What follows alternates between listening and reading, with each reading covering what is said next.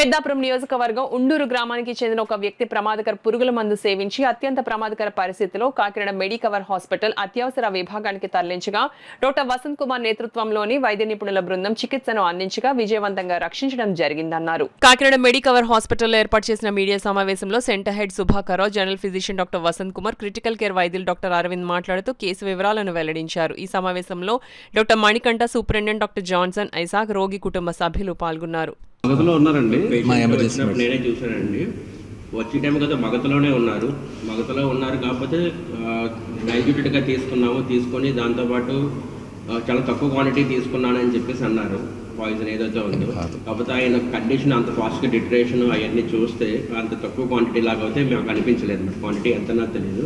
వచ్చిన గంటన్నరలోకి వచ్చారు. వచ్చిన వెంటనే మేము గ్యాస్ట్రిక్ లెవెల్ అయితే పట్టతో క్లీన్ చేసి అంతా అయ్యింది అనుకున్న టైంకి సివియర్ పెద్ద కాఫ్ వచ్చింది అనమాట. కాఫ్ రావడం వల్ల గ్యాస్ట్రిక్ కంటెంట్స్ అన్ని మళ్ళీ బయటకు వచ్చి లంగ్స్లోకి వెళ్ళాయి.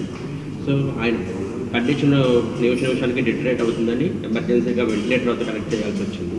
కనెక్ట్ చేసి రికవరీ అయితే చేయగలిగాము. దానికి తర్వాత ఐసీయూ షిఫ్ట్ చేసాం. ఐసీయూలో డాక్టర్ గారు కూడా అన్ని చూసుకొని వెంటిలేటర్ తీశారు 4-5 days. ఇదేంటంటే ఒక 50 years మేల్ అనమాట. ఓపీ పాయిజన్ అంటాం. అంటే ఇది కొద్దిగా డేంజరస్ పురుగుల మందు. అవి తీసుకొని వచ్చారు. సో ఇక్కడికి రాగానే మొత్తం ఒక పెద్ద దగ్గొచ్చి వామిటింగ్ వచ్చేసి యాస్పిరేట్ చేసుకొని మొత్తం డ్రౌజీ అయిపోయారు అనమాట. సాట్స్ కూడా పడిపోయి. సో వెంటనే మా ఎమర్జెన్సీ మెడిసిన్లో ఉన్న టీం వాళ్ళు ఇంటిబేట్ చేసి వెంటిలేటర్ కూడా కనెక్ట్ చేస్తాం. అండ్ ఈ పురుగుల మందు ఏంటంటే ఇది చాలా డేంజర్. మొత్తం మన బాడీలో నరాలన్నింటినీ ఎఫెక్ట్ చేస్తుంది. సో దాంతోపాటు పైగా ఈ న్యూమోనియా అనేది, సో ఈ రెండు కూడా చాలా డేంజరస్ కాంబినేషన్. సో ఇక్కడ మా critical care team and physician and emergency medicine అందరు కూడా సో ఒక కోఆర్డినేటెడ్ వేలో డీల్ చేసి ఆ పేషెంట్ కూడా 4 రోజులు వెంటిలేటర్ పైన ఉన్నారు. సో అంతా అప్స్ అండ్ డౌన్స్ అనమాట.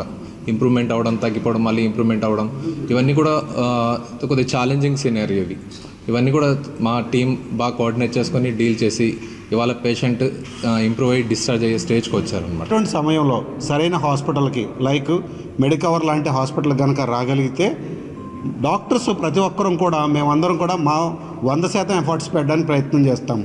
మా ఎఫర్ట్స్ అలాగే పేషెంట్ వైపు నుంచి వచ్చే రికవరీ వీటన్నిటిని ఒక పాజిటివ్ వేలో మార్చుకుని పేషెంట్లు తమ జీవితాలని నిలబెట్టుకోవడానికి, దాని ద్వారా కుటుంబాలు ఇబ్బందులు పడుకోకుండాను, కుటుంబాల్లో లాసెస్ లేకోకుండా ఒక కుటుంబ పెద్దను పోగొట్టుకున్నామో, లేదంటే వయసులో ఉన్నటువంటి వ్యక్తిని పోగొట్టుకున్నామో, లేదంటే కుటుంబంలో సంపాదించేటువంటి వ్యక్తిని పోగొట్టుకున్నామో అనే పరిస్థితి కాకుండా వారు తిరిగి వారి జీవితాల్లోకి ఒక నూతన జీవితాన్ని ఇవ్వడానికి అవకాశం ఉంటుంది. సో సమయం అనేది చాలా ఇంపార్టెంట్.